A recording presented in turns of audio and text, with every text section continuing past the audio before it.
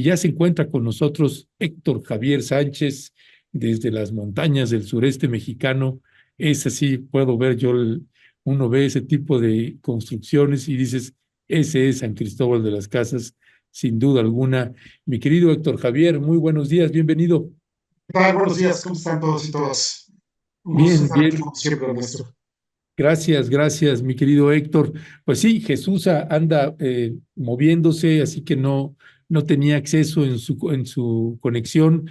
Mi querido Héctor Javier, pues un montón de noticias, pero una Sí, que pues nos llamaba la atención y cada quien iba haciendo la lectura decían, no, pues es que este cargo es un cargo menor, pues no entendemos por qué solo ayer Claudia Sheinbaum presenta un solo cargo, eh, que es el jefe de la oficina de la Presidencia de la República.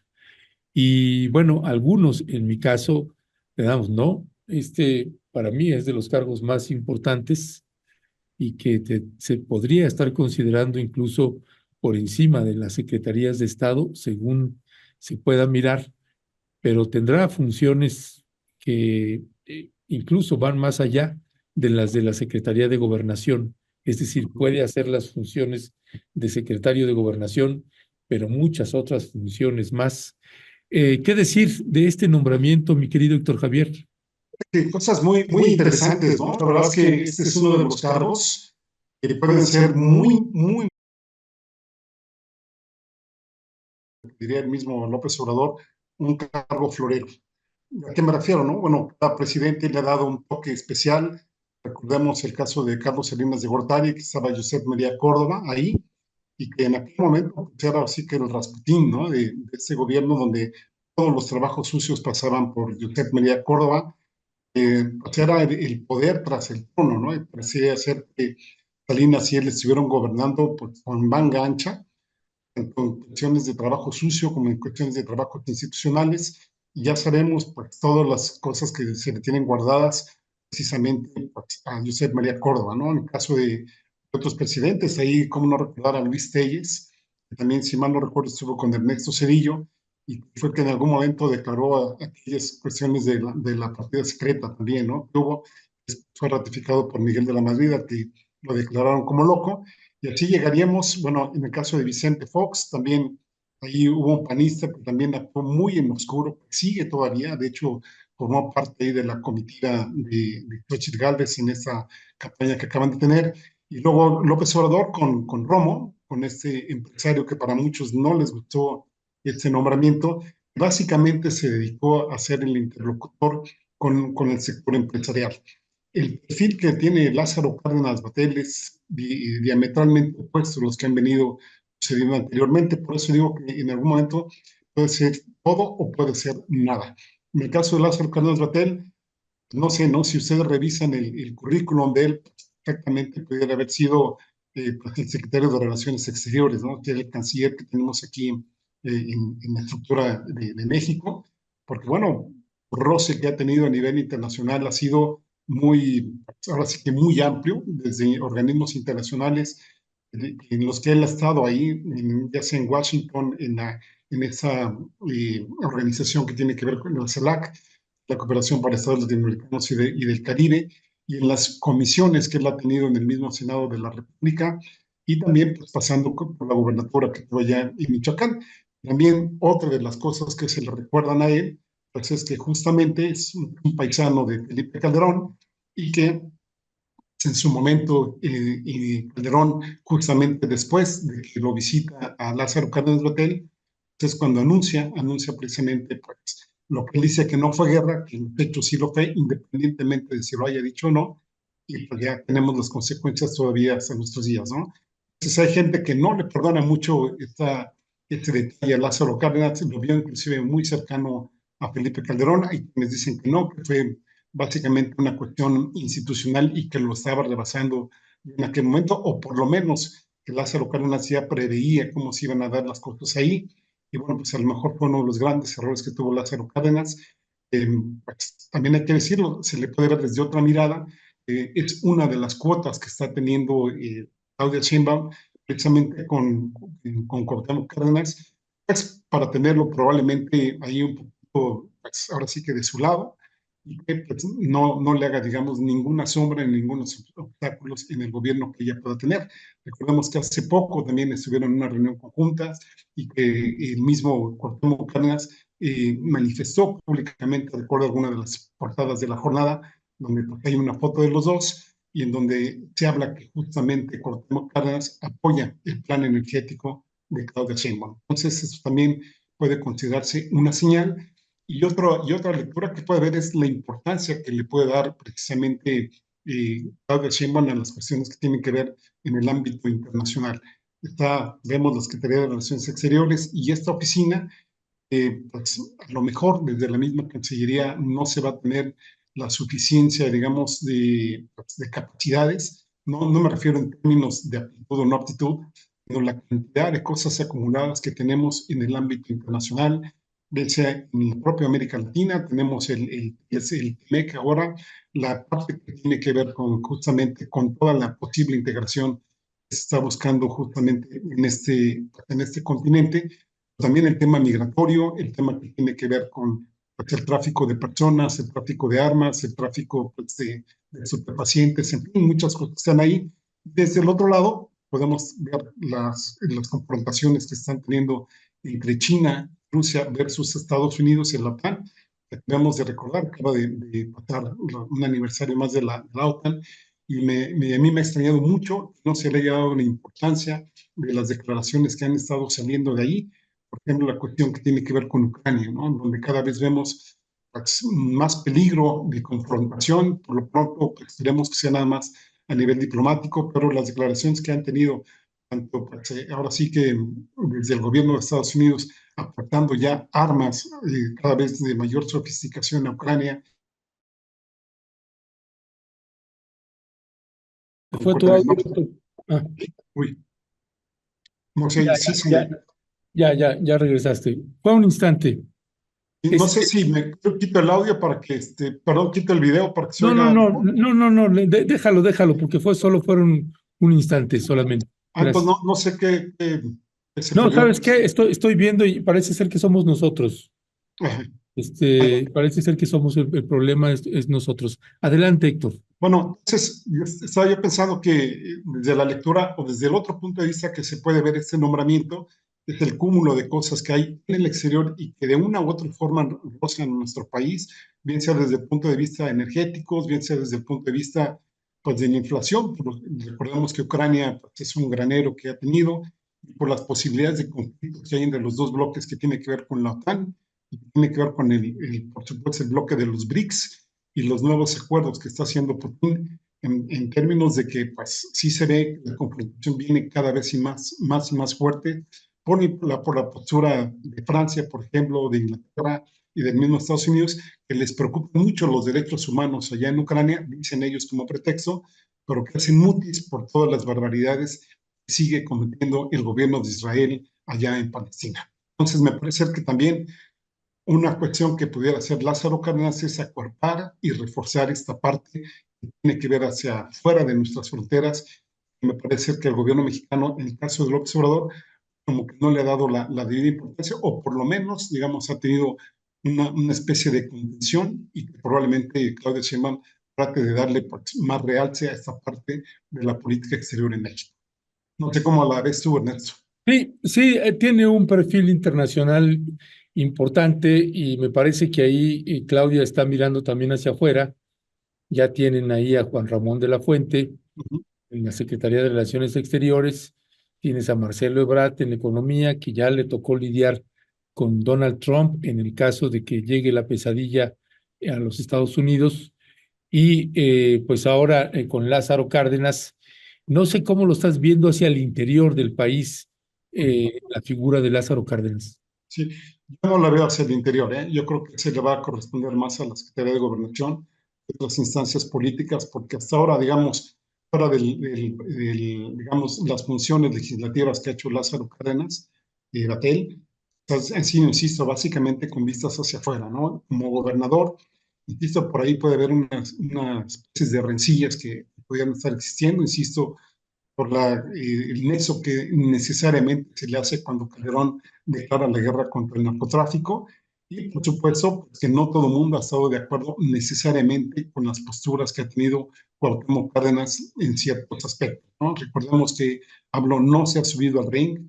Han sido muchas críticas que le ha tirado Cuauhtémoc Cárdenas al gobierno de López Obrador, desde el manejo que tiene que ver con Pemex y toda la estructura energética, donde López Obrador ha dicho, no me voy a pelear con la historia, no me voy a pelear con el ingeniero, lo respeto mucho, ha estado evadiendo este tipo de cosas. Y en el caso de Lázaro Cárdenas, pues lo hemos visto que no ha tomado ni una postura ni para un lado ni para otro, ¿no? Bueno, tan es así que lo tuvo ahí, pues López Obrador lo tuvo también muy cerca de él, pero si hacemos un recuento, digamos, de los años que estuvo cercano Lázaro Cárdenas antes de irse a la CELAC, pues prácticamente estaba inadvertido, ¿no? No sé si tú tienes más información ahí de cómo se manejan las oficinas, las cuestiones en la oficina de presidencia, pues como asesor, digamos, o coordinador de asesores de López Obrador, pues yo no, así que tú hayas dicho, uy, tres puntos ha tenido Lázaro Cárdenas ahí, qué importante, qué presencia, a menos que haya estado operando bajo las sombras, ¿no? Pero parece ser que no es el caso, y para eso hay otra serie de personajes que sí han estado, digamos, haciendo funciones de bajo perfil, pero que no creo que haya sido el caso de Lázaro Cárdenas. Siempre parece ser tener vista ahora sí que su visión, valga la redundancia de palabras, en cuestiones que tienen que ver pues, fuera de México, ¿no? Así es, mi querido Héctor. Bueno, yo sí creo que va a ser aquí sí nada más diferimos un poquito. Yo sí creo que va a ser un operador político al interior del país, importante, porque creo que tiene incluso más tablas o experiencias en ese sentido que Rosa Isela. Rosa Isela, desde mi punto de vista, que me tocó ver el trabajo de ella como secretaria de Seguridad para atender los casos de eh, violaciones a derechos humanos o abusos de autoridades o presas o presos políticos o presos injustamente o personas que fueron injustamente presas, la veo muy operativa ahí. Es alguien que la vi eficaz. Cuando se trababan las cosas era porque no tenían respaldo presidencial, desde mi punto de vista, para ir más allá, ¿no? Pero para desactivar conflictos, situaciones, pues se necesitan también ahí otras tablas, creo. Vamos a ver, yo creo que se van a estar compaginando ahí tanto Lázaro Cárdenas Batel como Rosa Isela Rodríguez. Ya veremos qué es lo que sucede. Ya a Claudia Sheinbaum me parece que todavía le faltó definir o precisar más el trabajo que estará haciendo Lázaro Cárdenas Batel. Ya lo tendremos que ir viendo sobre la marcha. Y nada más me desvío tantito, Héctor, porque hace un rato pasábamos una nota de que se ha viralizado mucho acá en México, en la Ciudad de México, de este policía OnlyFans que grabó un video porno con dos hombres, con una mujer en el metro andando, y ahora se está victimizando. Y acá leo mucho de la audiencia que dice es que no se puede discriminar a las trabajadoras sexuales y también tienen derecho, etcétera, etcétera. Mire, aquí ha estado con nosotras y nosotros una organización, la organización que yo más respeto sobre el tema de trabajadoras y trabajadores sexuales, que es la Brigada Callejera Elisa Martínez. Y son compañeras que han hecho y que están haciendo un trabajo de brigadeo en todo el país, protegiendo y apoyando a las trabajadoras sexuales. Recuerdo que una de las frases que nos decían en esa entrevista cuando estuvieron aquí en el estudio es, la esquina es de quien la trabaja, ¿no? Así que no es un asunto de estigmatizar, es de gente que dice, bueno, primero tenemos que protegernos entre nosotras, sí, porque los primeros victimarios son los policías con los que tenemos que lidiar o con agentes migratorios, con alguna autoridad con la que tienen que estar lidiando mucho Y otra es, pues, la crítica fuerte. Desde mi punto de vista, me gustaría escuchar tu opinión, Héctor, pues es que quien hace este video pues, es un policía. Es un policía donde están teniendo dos policías sexo con una trabajadora sexual, eh, tanto sexo corporal como sexo oral en el metro, andando en el metro y el señor dice, policía, pues es que yo lo hago para allegarme de más ingresos y confiesa que gracias a este tipo de videos, pues ahora tiene mucho más seguidores y señalaba que su sueldo no le alcanzaba como policía, 16,000 pesos mensuales y que como OnlyFans, pues genera mensualmente un ingreso de 30,000 a 40,000 pesos mensuales. Y bueno, pues se desata de pronto la crítica, se dice, bueno, pues está bien, está mal, etcétera. ¿Cuál es tu punto de vista, Héctor? Sí, coincido con tu punto de vista, Ernesto. El tipo, yo creo que tendría que dejar la corporación de la policía.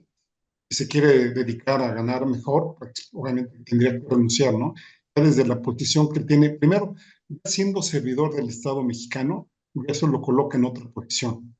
Digamos, ya desde ahí ya estaríamos hablando de que pues, perfectamente puede considerarse una violación a los derechos humanos de esta trabajadora sexual, a la cual, por supuesto, manifestamos todo nuestro apoyo y, bueno, y a todas las trabajadoras sexuales, y que justamente desde la posición de poder que tiene, esto puede ser desde un punto de vista, pues, ahora sí que desde una violencia, digamos, totalmente manifiesta, a la que es muy sutil, y desde lo que puede considerarse como la violencia psicológica, la violencia que tiene inciso que ver con su posición asimétrica con la que tiene la trabajadora sexual, desde ese punto de vista, pues ya estaría el tipo pues, en una posición perfectamente condenable, ¿no? Y que si el tipo, si no le alcanza para sus 16,000 pesos mensuales, porque renuncia a esta corporación y que obviamente pues, trabaje desde otros ámbitos, ¿no? Siempre y cuando sea con el consentimiento informado y digamos, la aceptación de estas personas que en algún momento dado pues, lleguen a aceptar hacer trabajos de este tipo, ¿no? En su función de policía me parece totalmente denotable, totalmente pues, punible y ojalá pues, no le hagan caso en esta cuestión de, ay, pues sí tengo que ganar más dinero porque no me alcanza, entonces tengo que mantener a mi familia, etcétera. No es así, no es así. Sabemos que las corporaciones policiales de México operan regularmente bajo una situación de impunidad que desafortunadamente no ha podido terminarse y mientras existan este tipo de situaciones, por supuesto que es absolutamente condenable, no debe permitirse bajo ningún motivo y que ojalá las personas que pues, en algún momento lo logren apoyar o que lo logren, digamos, ser un poco empáticos con él, en decir, bueno, pues que valga un poquito para que gane más dinero, nos pongamos también desde la posición de las personas que ya cuando vemos un policía o se nos acerca un agente de este tipo de corporaciones, pues no es que nos dé mucho gusto que digamos, ¿no? En lo que ya sabemos cómo se ha manejado aquí en la historia de México, pues, estas corporaciones. Entonces, desde ahí creo que tenemos que ser absolutamente empáticos, no con él, sino con ella, y evitar este tipo de situaciones que para nada benefician a México, porque pues, hoy puede ser una trabajadora sexual o puede ser cualquiera y en algún momento dado, pues siempre insistimos en la sartén por el mango ellos, desafortunadamente. Ya, así es, mi querido doctor Javier. Pues sí, lamentable esta situación, e incluso hasta sorprende que pueda ser polémica, ¿no? Pues ya yo no quiero imaginar a este hombre rescatando a una hija mía, a un familiar, y que estén solos. No, no, de ninguna manera me gustaría que una persona así se acerque a ningún ser querido e incluso no querida, tampoco querido o no querido, es lamentable. Héctor, aprovechando que estás aquí también y hay una situación también que se presentó y que es una de las tragedias que sigue viviendo nuestro país, la desaparición de personas, la ejecución de personas y esto que se repite una y otra vez, mi querido Héctor Javier, que es los semefos, la manera de conducirse de los semefos y el día de ayer también en el Congreso local de Zacatecas, pues una mujer, una madre buscadora, irrumpió de manera fuerte e importante y nos hace voltear la mirada otra vez, Héctor, porque el tema de las desapariciones y la conducta de los CEMEFOS, pues, pues se normalizó de tal manera que ya no es un escándalo si alguien desaparece o este tipo de historias como la que vamos a escuchar. Y me gustaría también escuchar tu punto de vista sobre esto, mi querido Héctor. Vamos a ver este video de una buscadora de Zacatecas y regresamos contigo. Nunca me llamaron, pero yo no dejaba de insistir por mi criatura. Acabo de sepultar a mi madre la semana antepasada y a mi hijo el sábado. ¿Saben qué hacen las pinches trabajadoras? ¿Saben qué hacen? Ese día yo le dije a mi hija, llévame a la CEMEFO a ver si hay razón de mi niño. Una de las malditas trabajadoras estaba aplastada arriba de uno de los jefes de ahí. Ese es su trabajo. Ese es su trabajo. Mi niño ahí tiene desde el día 30 de noviembre. Yo lo reporté y todo, tenía todo para que me localizaran. ¿Por qué no hacen nada? Porque agarran dinero mal habido. Por eso no hacen nada por nosotros. Yo salgo a las calles a veces a pedir comida para mis soñetecitas. Nada más es mi hija y mis soñetas y yo. ¿De qué se trata? Nos prometen cuando andan en sus pinches campañas y no son capaces de perdido de pasar a ver si tenemos agua para tomar. Quiero justicia porque luego estuvo ahí mi hijo, en la CEMEFO. Ahí estuvo mi niño, me lo mataron. Mi hijo no se drogaba, mi hijo trabajaba decentemente. ¿Por qué se portan así? ¿A cuántas madres buscadoras nos traen por ahí? Hay un texto que escribe Irma Mejía en Twitter, bueno, X, que dice, esta madre buscadora irrumpió y lloró, irrumpió en llanto en la legislatura de Zacatecas para denunciar una serie de deficiencias en la CEMEFO, ya que su hijo estuvo 8 meses en la morgue sin que nadie le avisara, pese a que desde noviembre esa institución tenía todos sus datos. Pues estas historias que generan muchísima indignación, Héctor, y que se siguen repitiendo.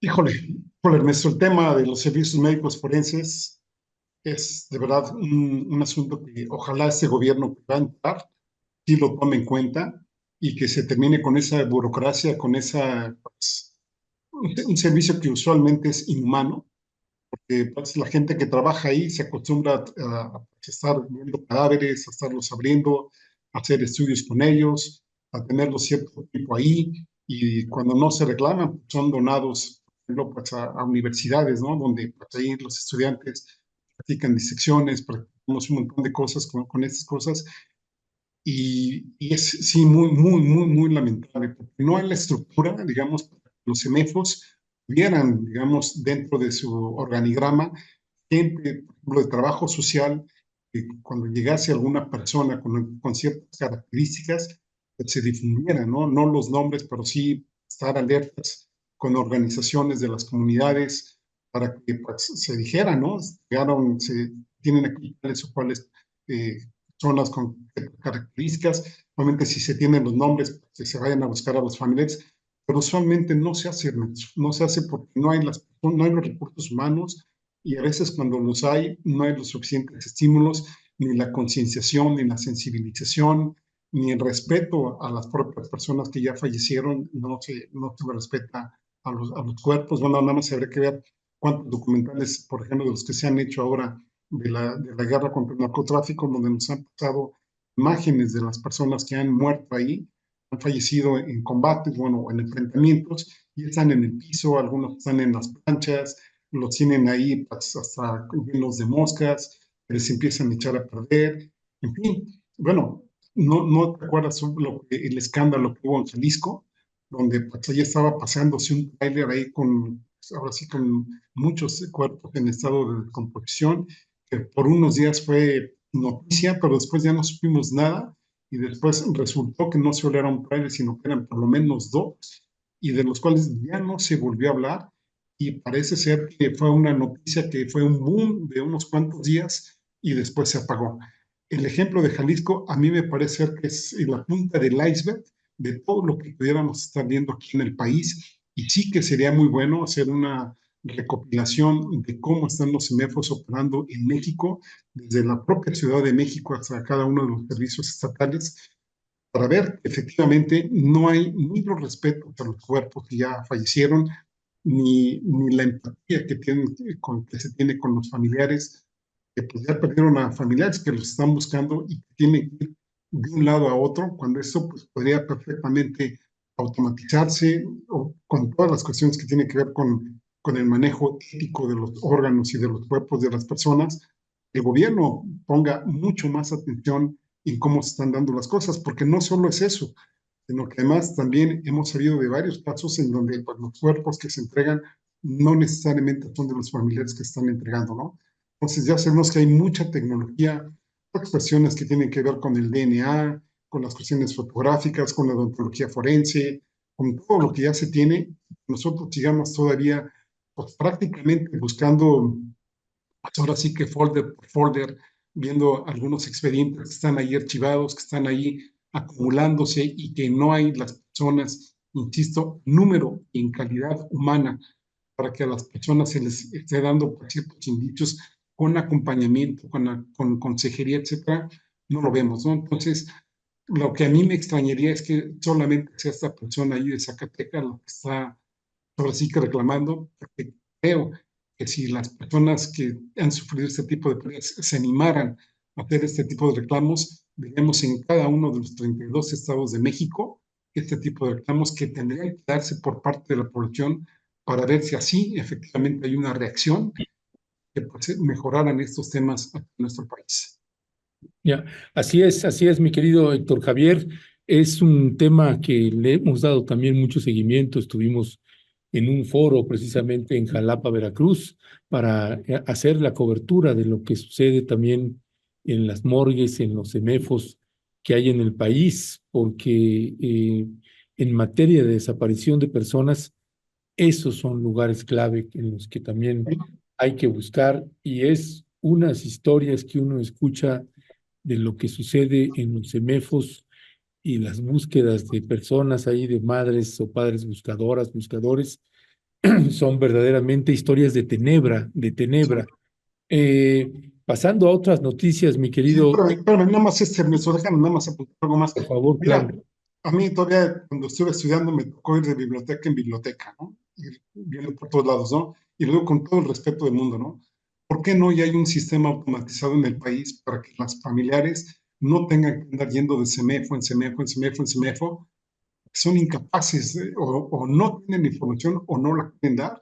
Y aquí es donde entra ese punto, ¿no? Creo que tendría que haber habilitado un servicio especializado en este tipo de situaciones para que darles pues, el mayor apoyo, ¿no? Ya es suficiente dolor que una persona pierda un familiar como para que todavía reciban una doble violación a sus derechos humanos y los pongan ahí a estar viendo, ahora sí que en la visita de las 7 casas, ¿no? De las 32 casas, porque no necesariamente a veces las personas mueren en su lugar de origen, ¿no? O en su lugar de residencia. Sabemos que pueden fallecer o se los pueden llevar a otros sitios y entonces es peor todavía el suplicio para los familiares, ¿no?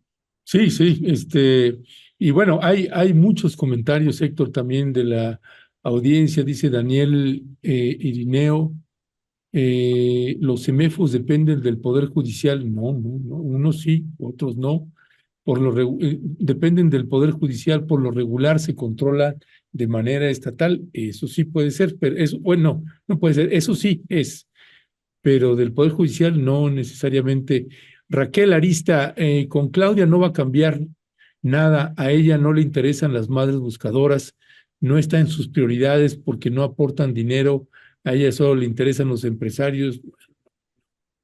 no creo que vaya por ahí tampoco. Irma Arce, todo es lo mismo, cero empatía, no son sus hijos, el otro no les importa, el llanto y la desesperación de esta madre no provocan nada en ellos, están acostumbrados. Y es que fíjate, ahorita que dice esto nuestra querida Irma Arce, ahí sí podemos poner el video en off, de la madre buscadora, mi querido Cristian, porque tú vas a ver el señor que está inmediatamente sentado ahí abajo, está así, es así, no quiero que me vean, no quiero oír, es una actitud corporal que dice muchísimo de esto que está señalando precisamente Irma Arce, cuando dice no provoca nada en ellos, también están acostumbrados, el otro ni les importa, dice el llanto y desesperación de esta madre no provoca nada, no provoca nada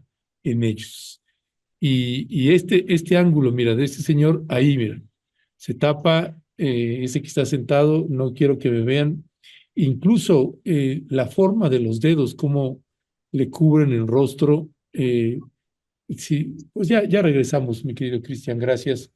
Pero estas actitudes de no voltear, ¿no? Todos están así como, así para abajo, no voltean, carajo, o sea, párate, dale un abrazo, algo, ¿no? Aunque sea la mímica que hagan, pero sí, es verdaderamente dramático, simple y llanamente con el solo ejercicio de ponerse en los zapatos de esa señora y que desaparecen a Sí. tu hijo y que no lo encuentras y andas desesperado buscándolo y pasan los meses y los meses y cómo esa revictimización no solamente es la tragedia de la desaparición, es también la tragedia de la muerte, Ujú. es también la tragedia de la indolencia de una autoridad que tiene el cuerpo ahí desde hace 8 meses y no le notifica a la señora, pues por donde se le vea es prácticamente una tortura, Héctor Javier. Sí, sí, Ernesto, ojalá y pronto nos podamos quitar esa impronta del individualismo que cada vez nos fueron metiendo más y más, ¿no? Parecería ser que en los últimos años, bueno, me refiero a sexenios atrás, pues donde uno se portara bien, digamos que no se pasara los altos, que pagaran los impuestos y era más que suficiente, ¿no? Pero la visión colectiva, por ejemplo, la que tienen las comunidades, donde un problema puede ser un problema de todos, parece ser que en muchos sitios nos la fueron quitando, ¿no? Nos la fueron ahora sí desterrando de nuestro ADN, de nuestra ideología, y pues muchas veces las personas actúan con miedo o en otras actúan de manera indolente, como tú lo has mencionado, no solo en este tipo de aspectos, ¿no? Sino inclusive en aspectos más cotidianos, y si en este tipo de detalles cotidianos no somos suficientemente solidarios, no vemos las cuestiones desde un punto de vista colectivo, pues ahí lo vemos, ¿no? Y tenemos, mira, no sé si tú te acuerdas aquel video donde está una niña, digamos que la visten de pobre, y ahí está en la banqueta y todo el mundo pasa y ni en cuenta, ¿no? Y a esa misma niña le ponen ropa, que pues ahora sí que como si fuera una niña, digamos, fifí, vamos a llamarlo así, con ciertos recursos económicos, y ahí sí, la gente se para a preguntarle que dónde está su mamá, qué está haciendo solita, etcétera, ¿no? Ese mismo ejemplo lo ponen en el restaurante y cuando la niña va con ropas, digamos, pues no muy limpias ni nada, porque así como que la gente pues, se hace así, ¿no? Casi, casi quítate de aquí, ¿no? Y cuando va bien vestida, pues, o sea, sí, ¿qué quieres? ¿Quieres probar esto? Te doy aquello, etcétera, ¿no?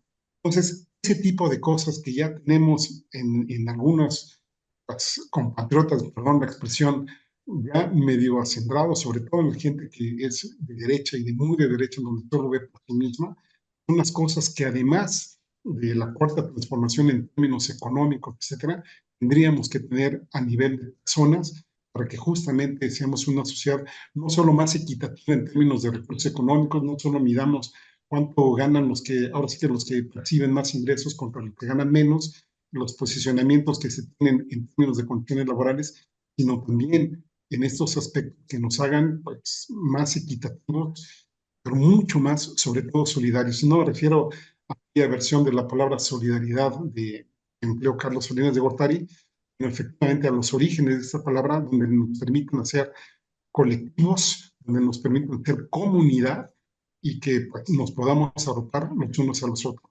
Me parece que mientras tengamos un ambiente de desconfianza, de inseguridad, pues desafortunadamente siempre vamos a andar viendo solo por los nuestros, donde dices primero yo, después yo y es el último yo, ¿no? Y eso me parece que tendríamos que acabarlo y creo que el gobierno también tendría que hacer programas para que vayan, ahora sí que sensibilizando a la población a ser menos indolentes con este tipo de situaciones. Y qué decir de los servidores públicos, en los cuales también habría que ver una, no sé, veeduría social, no sé cómo llamarle, para que también este tipo de situaciones sean castigadas, ya no tengamos no solo impunidad en términos de corrupción económica, sino también en términos de corrupción que tiene que ver con la degradación del trato que se tiene pues, a otras personas que necesitan de nuestros servicios.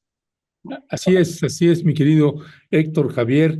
Y antes de despedir, si tienes tiempo, mi querido Héctor, me gustaría también compartir. Ha habido muchas solicitudes. Usted sabe que un colaborador de Rompimiento TV es el doctor Víctor Martínez Silva, más conocido como el doctor House.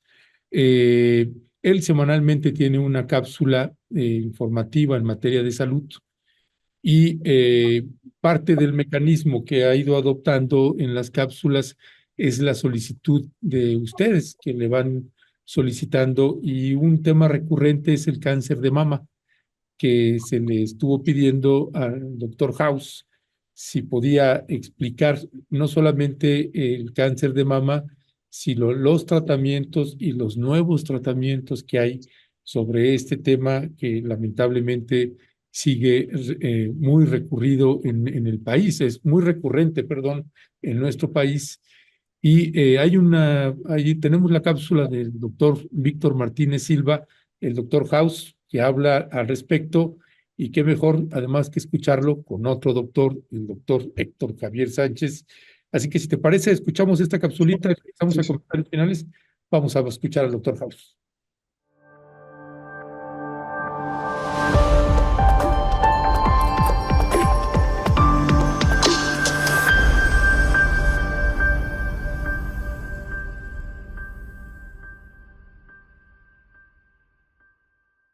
Hola, ¿qué tal?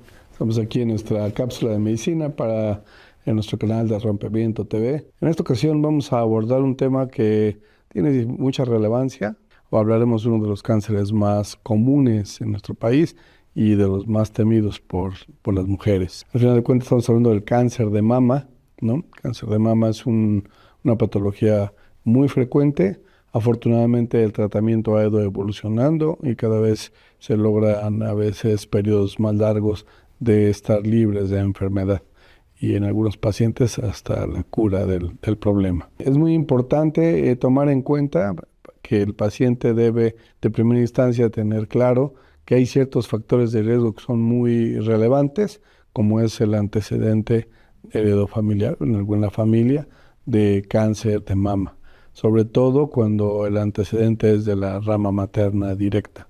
Y en estos casos, si el paciente o el familiar que tuvo la enfermedad era joven, todavía el riesgo es mayor de poder heredar este padecimiento.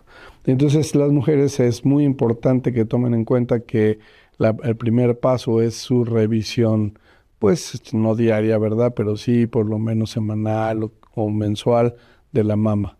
La mama hay que dividirla en 4 cuadrantes para poder revisarla por cada cuadrante. Al principio pues sería bueno con las manos en la cintura o con las manos en la nuca o recostados para poder ir revisando la mama, aprender a registrarlo y a tener como la sensibilidad del tejido mamario y poder identificar cualquier bolita o masa que encontremos fuera de lo común. Regularmente a las mujeres les hacemos mastografía después de los 40 años, que es cuando es más frecuente el padecimiento, pero ahora pues como el ultrasonido cada vez es de mejor visibilidad, pues entonces son equipos que nos pueden permitir evaluar masas o nódulos que pueden estar presentes desde edades más tempranas. Estamos hablando tal vez después de los 30 años. Si el antecedente existe familiar, pues tiene que ser mucho más común a edades más tempranas. realizar el ultrasonido, la exploración mamaria y en estos casos sobre todo el poder hacer la mastografía tal vez un poco, un poco más temprano. El punto importante es que a veces nos dicen que prefieren el ultrasonido que la mastografía, pues por el dolor que causa el estudio de la mastografía, pero sí hay que subrayar que cada vez los equipos son de mejor calidad y requieren de menos compresión para poder obtener buenas imágenes. De tal manera que los dos estudios, tanto el ultrasonido como la mastografía, son complementarios, o sea, no es uno en lugar del otro, tienen que ir juntos, porque al final en la mastografía podemos identificar pequeños nódulos, ¿no? Que a veces no sabemos si son sólidos o si son líquidos, y entonces con el ultrasonido podemos hacer esa diferenciación. Si es un nódulo líquido totalmente oscuro, lo más probable es que sea algo benigno, lo que llamamos o conocemos como la enfermedad fibroquística de la mama, que es un padecimiento benigno. Pero si encontramos un nódulo y resulta que en el ultrasonido es de contenido sólido, es muy probable que ese nódulo sí requiera un seguimiento estrecho. A veces se repite el estudio a los 6 meses para ver si hay cambios en el tamaño, y si hay cambios, pues inmediatamente habría que hacer una biopsia con aguja fina. Si hay antecedentes familiares, pues no hay que esperar. Lo ideal es hacer una biopsia dirigida con ultrasonido, con aguja fina, para poder identificar cualquier padecimiento maligno en etapa temprana. Todos estos problemas, estos padecimientos, sobre todo en la cuestión del cáncer de mama, es muy importante a veces identificar si estas lesiones son susceptibles o tienen receptores para hormonas sexuales femeninas como progesterona o estrógenos. Entonces, porque el tratamiento puede ser dirigido específicamente hacia la cuestión hormonal y eso da un buen resultado. Hay tratamientos que tienen que ver con inmunoterapia, ¿no? Son finalmente unas proteínas o unos medicamentos que van directo hacia el receptor para hormonas, y eso también ayuda mucho a reducir el tamaño de las lesiones y muchas veces desaparecer la lesión. Muchas veces se da el tratamiento antes de retirar la lesión. Era muy común hacer la mastectomía total. En realidad, cuando identificamos a las lesiones de tamaño pequeño, es muy fácil o es más sencillo quitar la lesión únicamente y preservar la mama. Obviamente se da seguimiento para ir evaluando que no haya una recurrencia de la enfermedad. Pero si mantenemos un buen tratamiento con alguno de los esquemas que estamos comentando, o con radioterapia o con quimioterapia, y al final dejamos algún tratamiento para reducir por completo el efecto hormonal de forma más prolongada, pues eso va a permitir que haya poca recurrencia de la enfermedad y el paciente esté libre de enfermedad por mucho tiempo. Entonces hay que subrayar, la exploración de mama es por lo menos mensual. La otra es el ultrasonido, puede ser desde edades tempranas, y la mastografía a partir de los 40 años, y siempre va la mastografía acompañado de ultrasonido.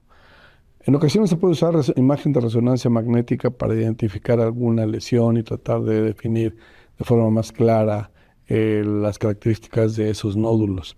Pero definitivamente, pues si hay un nódulo sospechoso, hay que hacer una biopsia.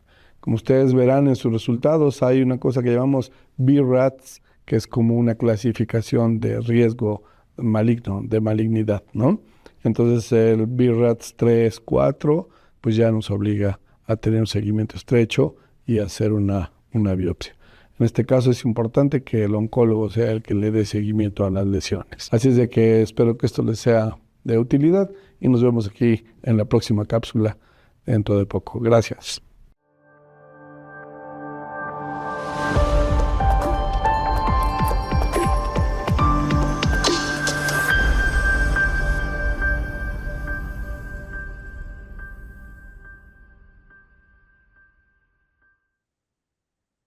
¿Cómo la ves, mi querido doctor Javier? No, pues muy bien, la verdad es que muy bien explicado, ¿eh? Me gustó mucho cómo lo hizo. Ojalá también nos haga otra sobre cáncer cervicouterino, ¿no? Y Ah, obviamente en el caso de los varones, pues es sobre cáncer de próstata, ¿no? Que es de los más comunes que hay y que me parece que sea importante también abordar, ¿eh? Ojalá ahora sí que los simules, ¿no? Para que haga este tipo de cápsulas con esos otros cánceres que Sí, son sí. importantes en México. Sí, buena idea, mi querido Héctor Javier. Pues ese es el doctor, nuestro querido doctor House, el doctor Víctor Martínez Silva, y en un rato más estará ya la cápsula disponible para que usted pues, pueda escucharla, compartirla con sus amigas, con sus amigos, con familiares, porque finalmente es información que siempre le será útil. Mi querido Héctor Javier, pues con esto cerramos, vamos a entrar a la siguiente entrevista y yo nada más te preguntaría para cerrar, regresando un poco al escenario político, pues bueno, casi está completo ya el gabinete de Claudia Sheinbaum. ¿Quién es Héctor Javier, el funcionario, secretario o secretaria que más te ha gustado de todos los que han sido designados y designadas? ¿Por qué mejor no me preguntas cuál es el que menos me ha gustado? Bueno, ambos. Que ya sabemos, ¿no? Ya sabemos quién es, Ya ¿no? sabemos, ya Tiene sabemos. las siglas de SEP, ¿no? Pero, ¿no? Es educación pública, ¿no? Me parece, ¿no? Oye, no, nada más déjame comentarte también hace rato que nos quedamos inconclusos con lo de Lázaro Cárdenas Batel. Sí, Mira, la verdad es que en eso lo comentabas en alguna mesa que tuviste el día de ayer, que la vi, que va a ser muy importante, insisto, y por eso empecé como inicié el día de hoy, qué funciones le van a dar precisamente a la oficina de la presidencia, ¿no? Yo decía, o puede ser todo, o puede ser prácticamente nada, ¿no? Ahorita, pues, vuelvo a recordar todo lo que estuve leyendo de Lázaro Cárdenas, y es que no le veo nada, digamos, que tenga que ver con interrelación con otras secretarías a nivel interno, me refiero, ¿no? No, básicamente, la experiencia que él tiene, que es mucha, además es muy reconocido el tipo en su área, pues tiene que ver con cuestiones pues, de relaciones exteriores, ¿no? Que si en el Parlamento Latinoamericano, que si allá en Estados Unidos, que si en la OEA, que si pues, en esta organización de países de América Latina y el Caribe, el CELAC. Cuestiones de estas a nivel interno, pues las senadurías, que por cierto ahí cuando estuvo él como senador, él fue uno de los que presentó la iniciativa para que los mexicanos que estuvieran fuera pues, pudieran votar cuando hubiera elecciones presidenciales, ¿no? Entonces, a ver si nos sorprenden eso, a ver qué sucede por ahí, pero yo creo que este tipo de cosas que tienen que ver más con lo interno lo va a estar viendo Claudia Sheinbaum por otros medios, ¿no? A ver, vamos a ver quién tiene a final de cuentas una aproximación más cercana, digamos, a lo que estamos perdiendo ahora que está en esta serie de nombramientos, ¿no? Y bien dices que está casi todo, pero los que faltan en esto, nada más es la Secretaría de la Defensa Nacional y la Secretaría de Marina, pues ahora sabemos que tienen una importancia muy fuerte y que si bien es cierto que son dos de las no sé cuántas secretarías del gabinete legal que le llaman, son las que hasta ahorita han tenido el mayor peso en México, ¿no? Entonces, va a ser muy importante quienes los vayan a poner enfrente, porque también de ahí va a ver, a prever, por lo menos, qué tanto va a funcionar tanto gobernación como la propia Secretaría de Seguridad Pública, Ciudadano, como le llamen, y otras dependencias del país, ¿no? ¿Cuál no me ha gustado? Por supuesto, la de Mario Delgado, y lamento que se haya dado este nombramiento en una secretaría que es sumamente importante, de las más importantes, diría yo, en términos pues, de desarrollo del país, no solo de crecimiento, sino de desarrollo. Y la que más me ha gustado, pues son varias, ¿no? La verdad que no me gustaría decir algunas, porque pues luego se dan unos quemones bien grandes, ¿no? Parece que uno dice, ay, qué bien que estás, y resulta que pues fue lo peor, ¿no? Pero bueno, sí, mejor sí, las decepciones ahí. déjame quedarme con la de no. Y ojalá Oye, Mario Delgado, yo pues nos quería caiga la hacer una capsulita cuando nos boca. falle el secretario o secretaria, sacar, y miren lo que Héctor decía. Sí, sí, sí, no va a caer. No va a caer. No va a caer en Sí, las provocaciones. pues mi querido Héctor, pues sí, Un mucho que abrazo. analizar. Los nombramientos del secretario de la Defensa y Marina siempre son el mes previo, es decir, en septiembre va a ser ni siquiera va a ser en agosto, va a ser en septiembre, porque ahí es más delicada la decisión. Ujú. Pero falta también la Secretaría del Trabajo, Héctor. Sí, Ese es turismo, etcétera, ¿no? Sí. turismo y cultura. Son las tres secretarías, pero esa de la Secretaría del Trabajo, Héctor, pues también es un tema ahí bastante importante, nos va a dar una idea de por dónde se va a ir Claudia Sheinbaum en materia laboral. Y la Secretaría de Cultura, caray, ese sí también es una secretaría que luego es minimizada y creo que ojalá, esperemos que con Claudia pues se le dé más profundidad y difusión a este trabajo que tendría que estar haciendo la Secretaría de Cultura en nuestro país. Suena a Héctor, Susana Harp, ¿no? Para ese puesto, ¿no? Ojalá, suena, ¿no? suena, Ojalá. suena, Susana Harp. Vamos a ver, por lo pronto, pues será hasta el próximo jueves, Héctor, y pues te mando un fuerte abrazo, Héctor, Igualmente, que estén muy bien. Un a abrazo a cuidarse allá todos y en las todas. montañas del sureste mexicano y seguimos en contacto, Héctor. Gracias. Tengan muy buen fin de semana a todos. Gracias. Gracias, gracias. Pues bueno, es nuestro querido Héctor Javier Sánchez, conductor de Mirada Crítica, miembro fundador y integrante del Consejo Editorial de Rompeviento TV, Héctor Javier Sánchez, que tiene su noticiario los lunes de 8 a 9 de la noche. Le invitamos a que acompañe a nuestro querido Héctor Javier Sánchez.